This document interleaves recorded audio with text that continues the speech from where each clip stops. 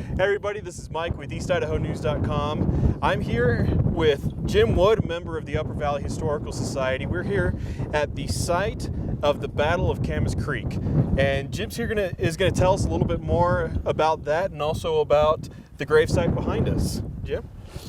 Yeah, the battle itself took place on August 19th and 20th, 1877. It was between U.S. Cavalry and the Nez Perce Indians.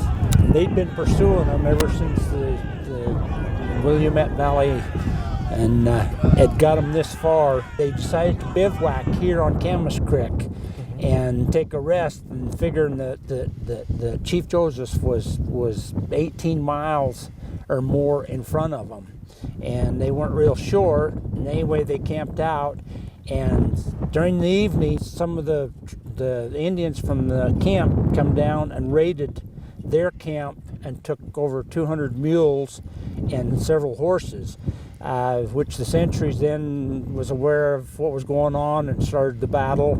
And there was several people on both sides that were shot and wounded and killed. Bernard here was killed here and was buried here. There was two other soldiers that were mortally wounded. One of them was the Trooper Glass. And he died actually on August 23rd en route back to Virginia City for medical aid. Tell me a little bit about the significance of the United States troops pursuing Chief Joseph and his tribe. They, were run out of the Willamette Valley. They was forced onto a reservation, and Chief Joseph and his chiefs finally made the decision they was not going to go on reservation, and so they left there and left with the idea of making it to Canada to meet up with Sitting Bull. And when they on the pursuit, then General Howard was dispatched to round him up and forcibly put him on the reservation. General Howard had several different encounters with Chief Joseph. There's the very first one was June 17th at Whitebird Pass. Then there was two more after that. The biggest, most significant battle that they had was at the Big Hole in Montana, Big Hole Battle. They had more casualties there than of any of the battles that they had.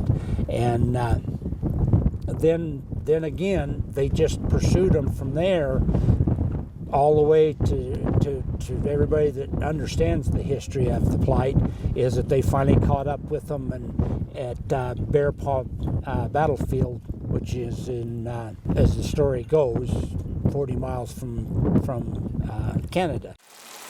There's a reason they call this the Battle of Frying Pan. Yeah. And that's up over this ridge here where all the infantry and cavalry would have been camped, is just solid lava rock. It's flat, and it would have been scorching. This is where Chief Joseph was camped. Yeah, this is where they were camped on the night of August 19th.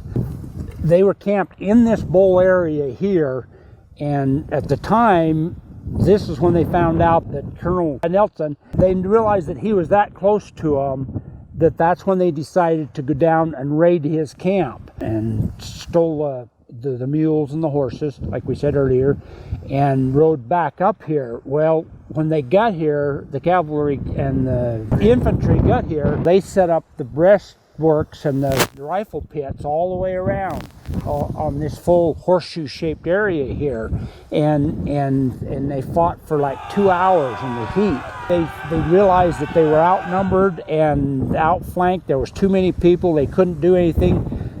They couldn't get to them and couldn't get the animals back, so they retreated back. And as soon as they retreated back down over the ridge here, then Chief Joseph took his people and went straight out through this open area right here and headed straight for the Yellowstone, crossing over Targhee Pass into the Yellowstone Valley, and again got away from the cavalry again.